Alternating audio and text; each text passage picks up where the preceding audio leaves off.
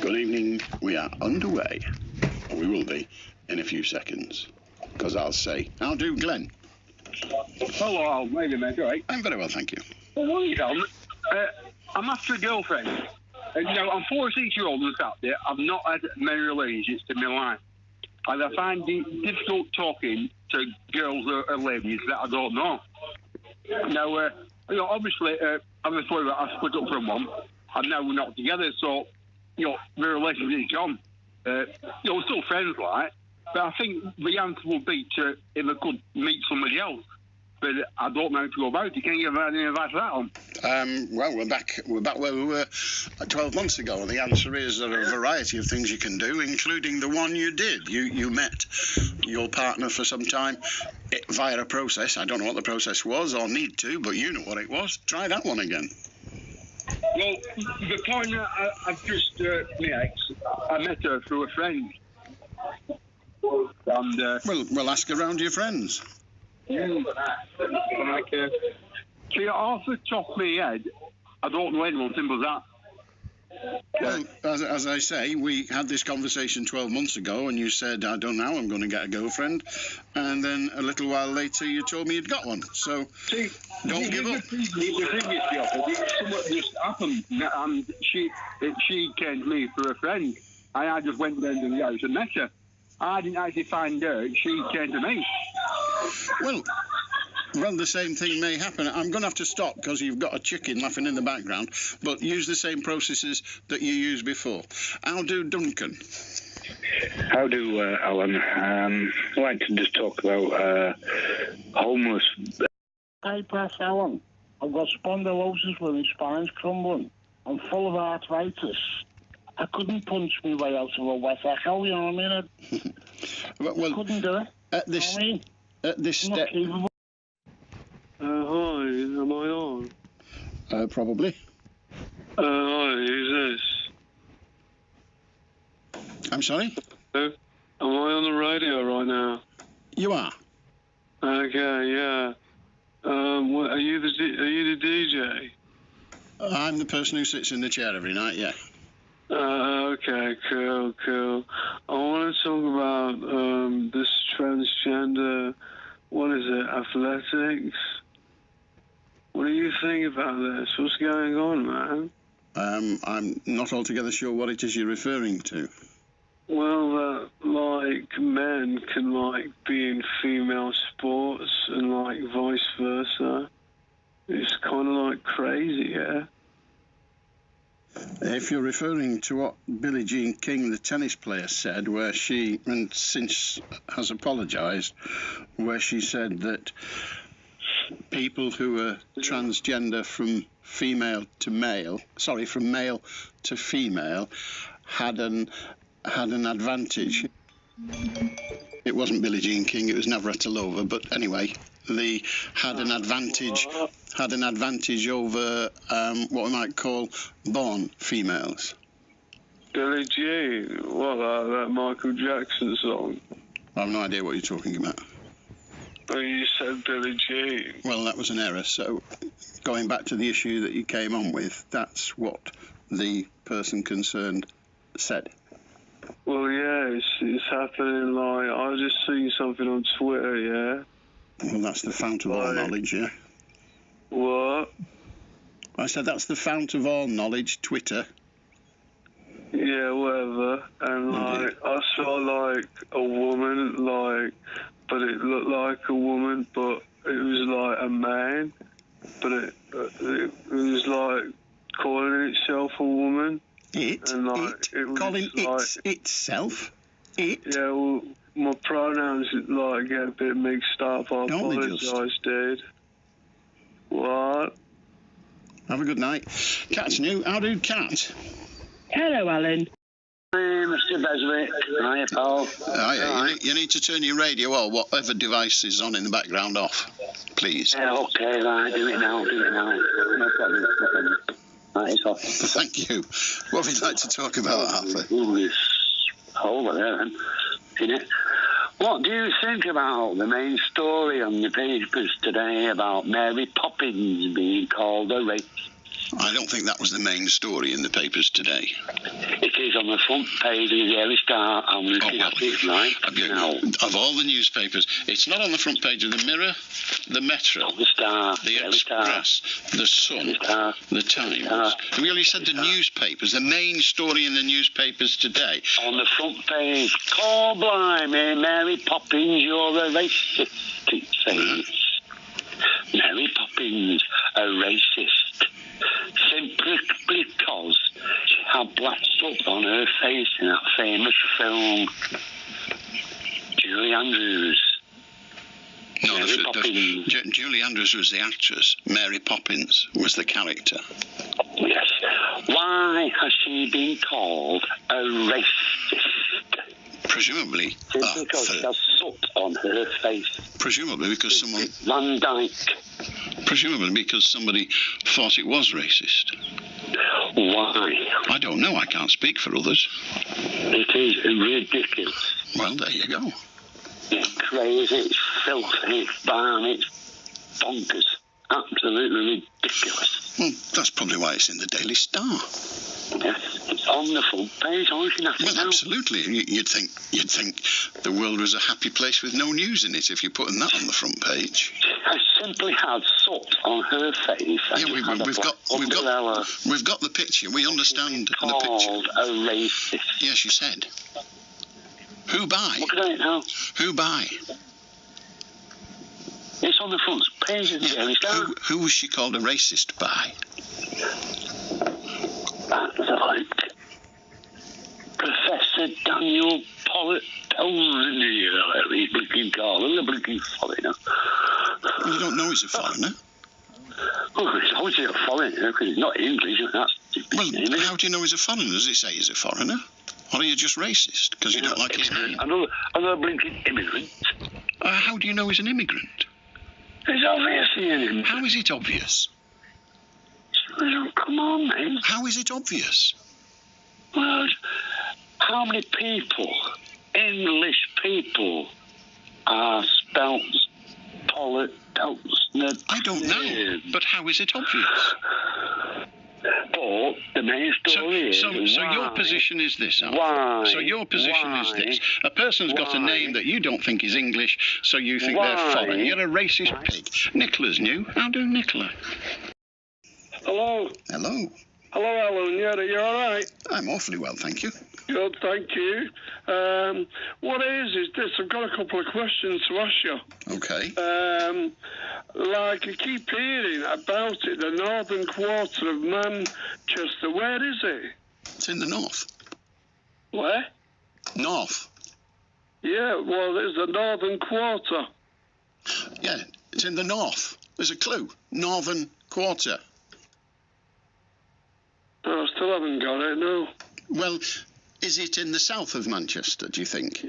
I haven't. No, it would be heading towards Salford, wouldn't it? No, that's west of Manchester. Oh, yeah. Yeah. No, it would be heading towards the airport, wouldn't it? No, that's south of Manchester, southwest. So have a think. It's called the Northern Quarter. And now imagine Manchester on a map, the city of Manchester on a map, okay? Yeah. Now we've established, think of this, you've got Salford on the left. On maps we call that the west. Right. You've got the airport on your left, slightly down a bit. We call that, very, very roughly, we call that the southwest. Right, yeah. So, now you've got your map placed. Where do you think the north is?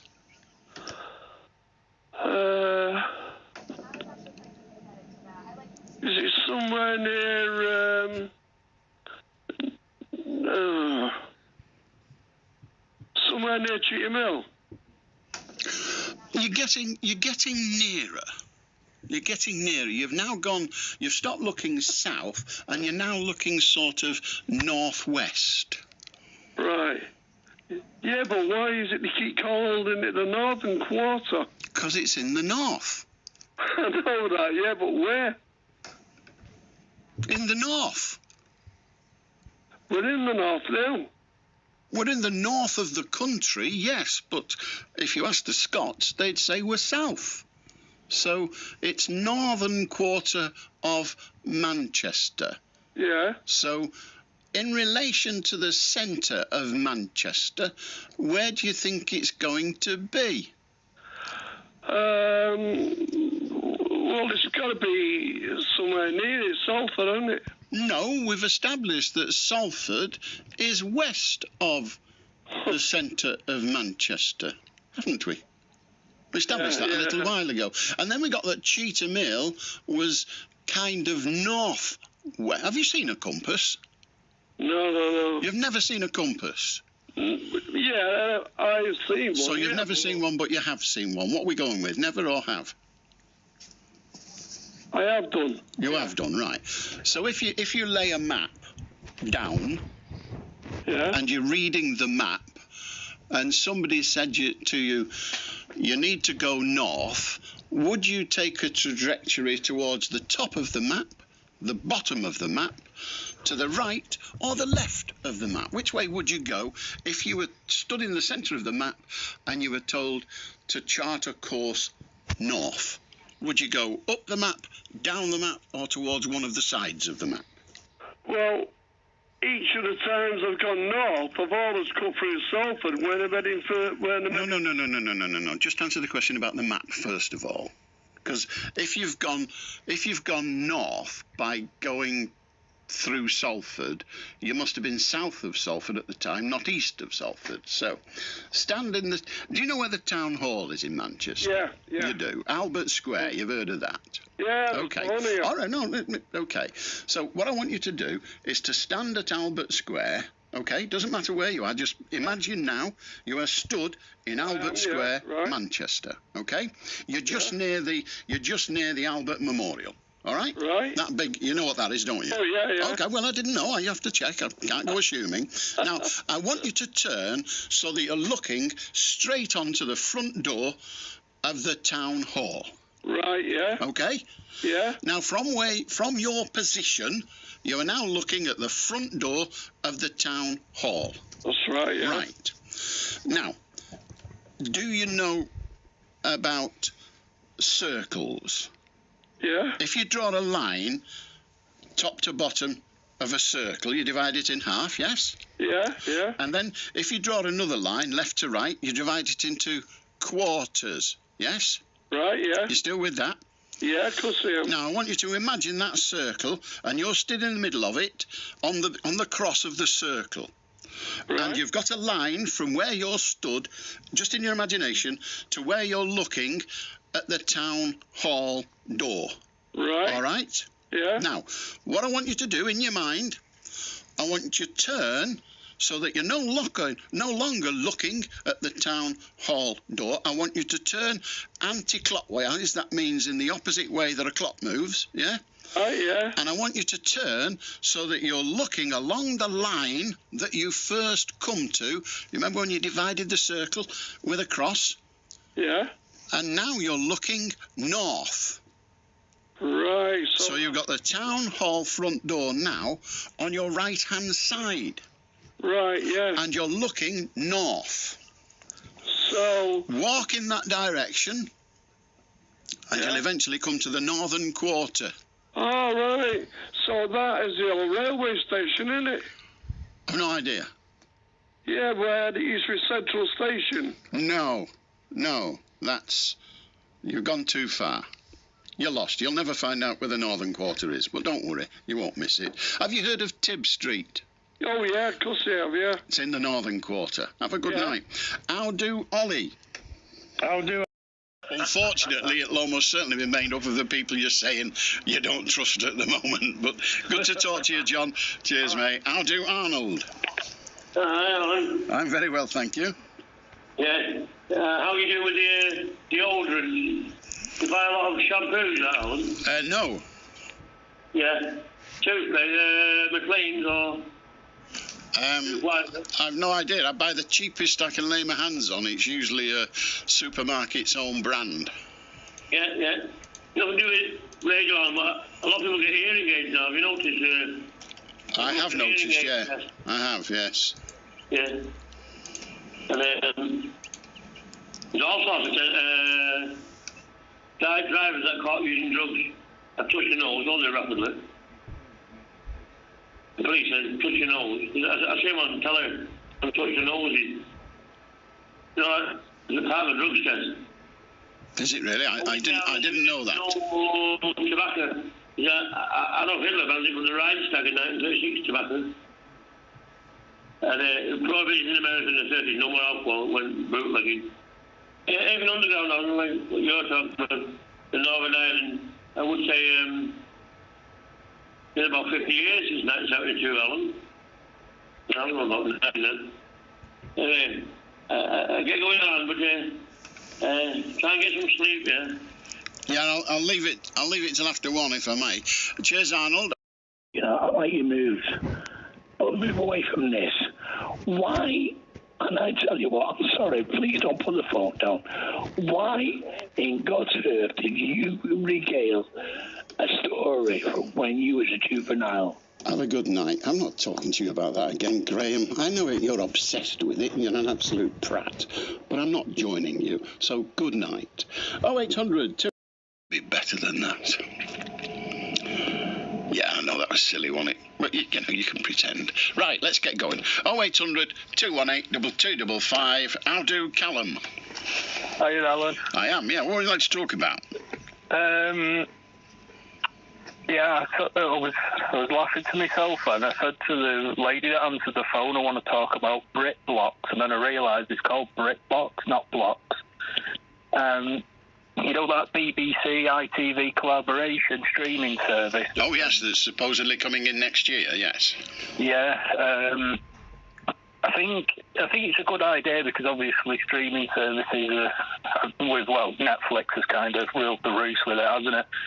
But I think it's going to be tough like breaking into that market with some of the ones that are already there.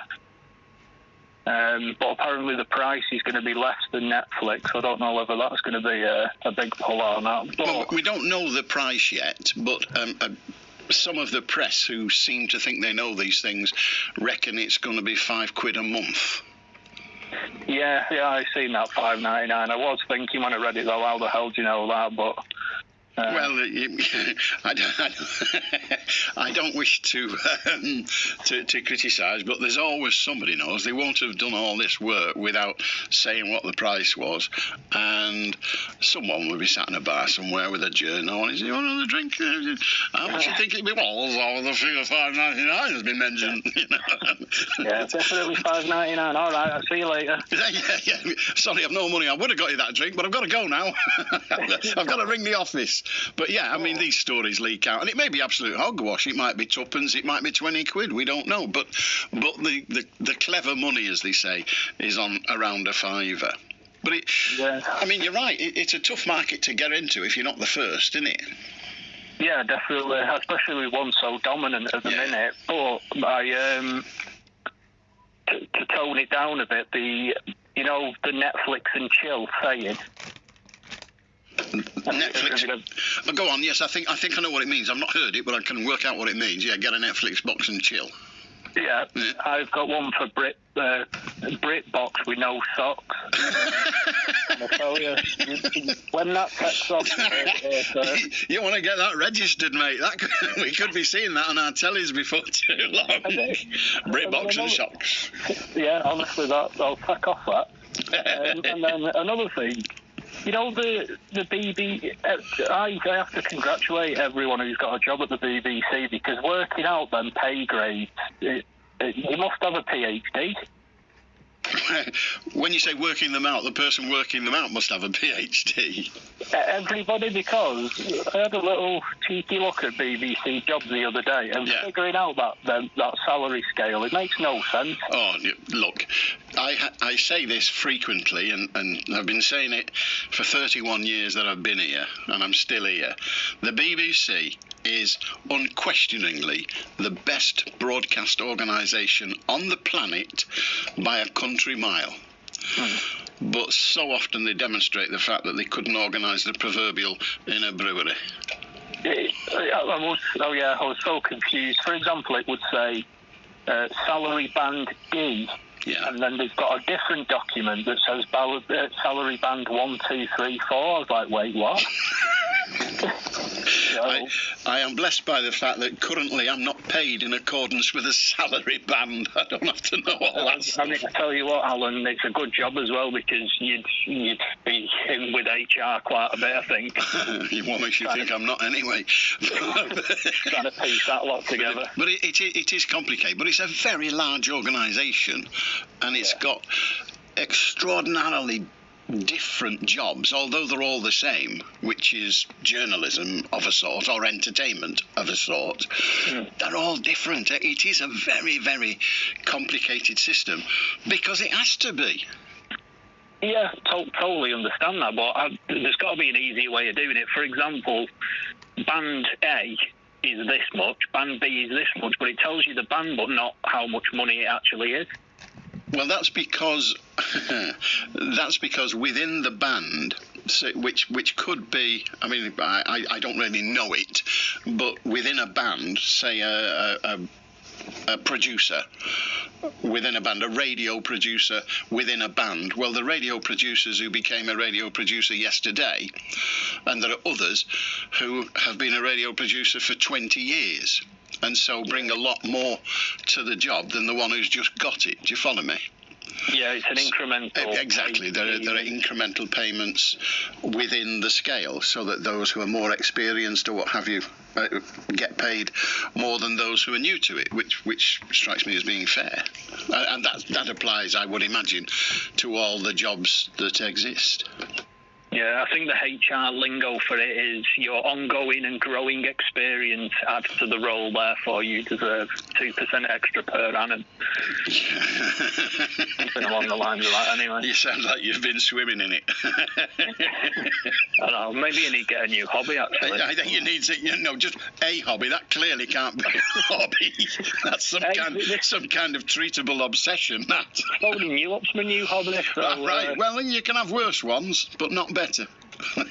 Well, that's it, isn't it? Anything else is a step backwards now. Absolutely. So, Callum, have a good night, mate. Talk to you. Ta-ra now. The BBC...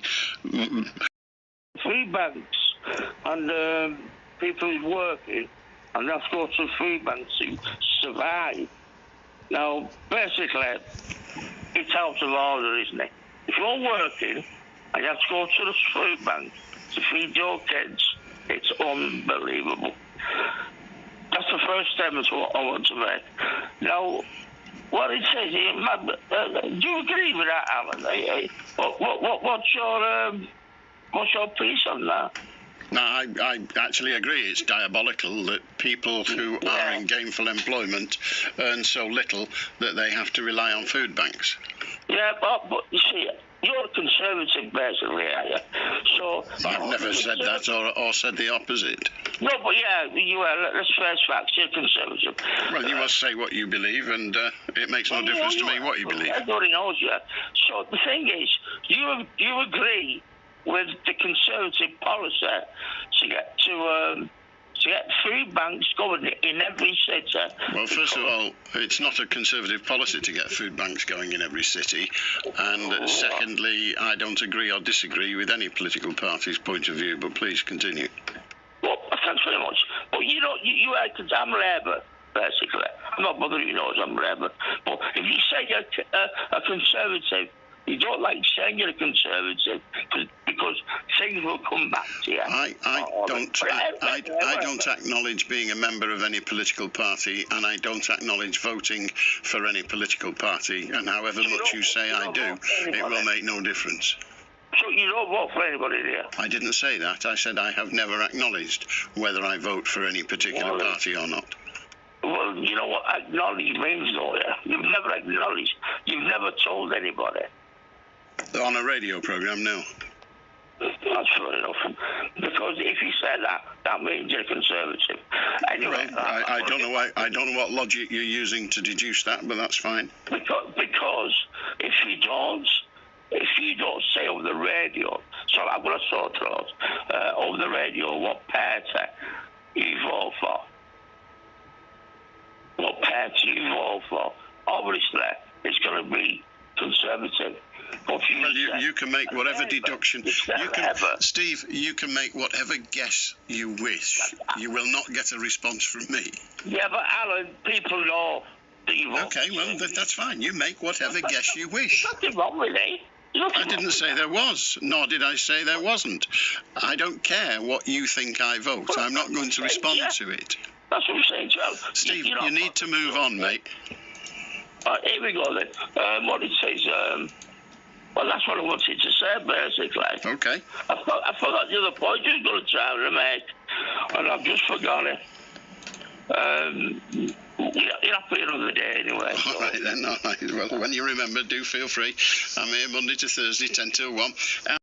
Well, then it wouldn't be a terraced house. No, exactly. For a lawyer, you know a lot of circles. How do Glen? Hello, Alan. How you doing, right? I'm very well, thank you. Wait, Alan. Do you know anything about climate change? No. Well, it was on the news the other day. The planet is getting warmer, right?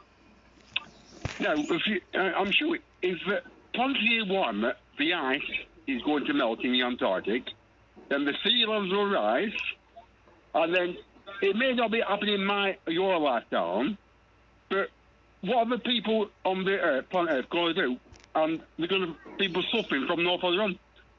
Is that right, Alan, or is it me making it up?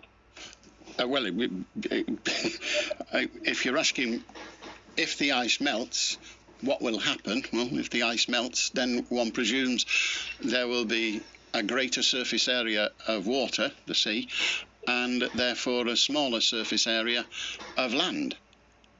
But there's still quite...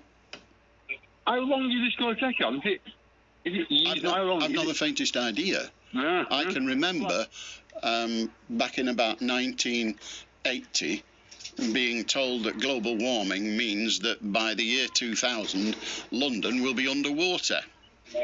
Yeah. Well, it isn't. We seem to get in hotter summers and wetter winters, don't we? And the weather of the day, it's very changeable. One day it's cloudy, the next day it's bright up, and then it's cloudy again. We don't seem to get the same weather, do we? Well, I'm not sure. I mean, I remember the long, hot summers of my childhood. Yeah, it was wrong. So I don't remember 10 years ago, the long, hot summer. I remember it peeing down all the time and getting cross about it. In the 80s and 70s, you know, when we were a kid, we used to get lovely spells of hot sunshine in summer and just not winter. Well, we've just had that now. I mean, the argument goes that there is global warming, and we learnt yesterday that the temperature of the Earth since the industrialisation of the Earth back in the day, the Industrial Revolution, the Earth is 1 degree warmer than it was then. Right. Okay. What do you think about Google snooping on everybody? I don't think about it. What do you think about it? What's all that GDPR scenario with Google snooping? I don't know. What's all that about? Well, you tell me, and then we'll know. Well, I'm asking you. Pool trader, herons and Iceland. Well, you can't. They're into Pool's pie shop. No, there isn't a pie shop, but you can still buy them. I'm not actually a pie man myself. I do puds. I like my favourite is steak pud. Right. Because the hard pastry gives me indigestion. Okay. But I'm having twins as well. I don't understand that. Yeah, I'm having twins. I've been pregnant for 20 years. Oh, right, I see. Pot-bellied. Very pot-bellied. And I'm a bit on the lazy side since I've stopped working on a farm. But there you go. I mean, that's just part of it, Well, you don't think, well, I got 2 hours early because it's a more comfy train. You don't do that. How do Anthony? Hello, Alan. How are you? I'm very well, thank you. I was listening to a fascinating programme, this afternoon on Radio 4. And it said that... hello? Hello. And it said that 2.5 miles under the Earth's surface, there's unicellular animals with one cell and nematodes, little worms. Yeah. Microscopic little worms. Yeah. And they're living 2.5 miles under the Earth's surface. Mm. Well, I think that you know, when the sun explodes and human beings are all done and dusted and we're gone. Well, I think the unicellular animals and the nematodes will survive it. Okay. I think they'll survive the sun. And I think the unicellular animals and the nematodes will grow over millions of years or billions of years. And I think they'll become the new occupants of the earth. What are the occupants now? Human beings are gone. They're the occupants now. Yeah, they are, sir.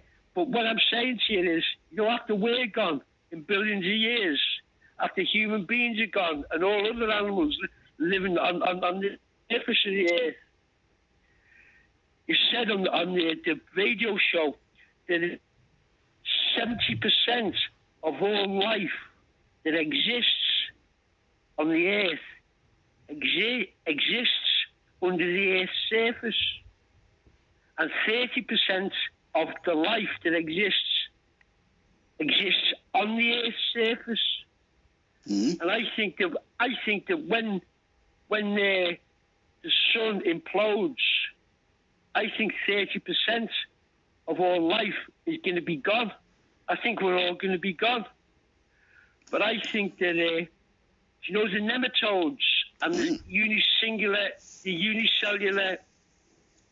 animals that are living 2 miles under the Earth's surface, I think they're going to survive. Right. And I think that in billions of years' time, I think they'll grow and develop, and I think they'll create a happy and peaceful life on Earth. What are you basing? What are you basing that on? Are they happy and peaceful now, or do they eat one another? No, I think they're happy and peaceful now, sir, because they only live on oxygen and different chemicals. Well, first of all, they don't, because nematodes eat meat, for want of a better expression. Because you can buy nematodes, they dig them up. You can buy them and put them in your greenhouse, and they'll eat all the green fly. So I think you'll find that they eat meat. Well, I think that all the nematodes and all the singular cells animals will be laughing at us. Well, you say they'll be laughing at us. Do they know we exist? I don't think they do, sir. Well, why would they laugh at something they don't know exists? You're a fine man, sir. I know this. It's been good talking. How far down does your house go? It's not 2.5 miles, is it?